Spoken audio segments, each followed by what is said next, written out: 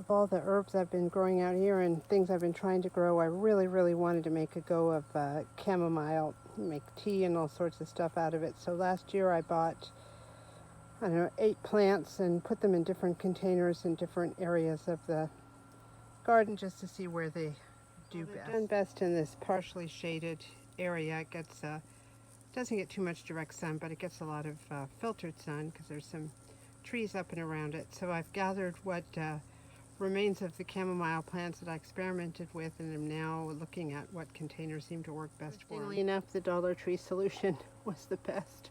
I saw this on YouTube or Facebook or something. Somebody took one of these Dollar Tree laundry baskets, lined it with a garbage liner, and put soil in the plants. And as you can see, everything's doing really well in this. I'm sure Happy, the little snow white dwarf there, has been very helpful too, but everything's grown really tall and it's flowering and all sorts of stuff. So basically this Dollar Tree laundry basket, I lined it with a plastic garbage bag, and it seems to have been the best solution. Second one, I had another Dollar Tree laundry basket.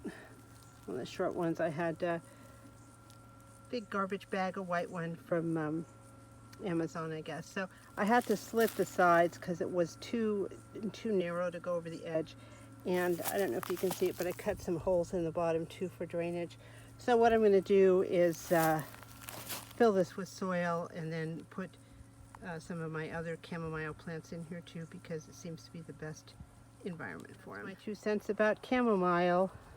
Wish me luck. I really want to make a go of these plants.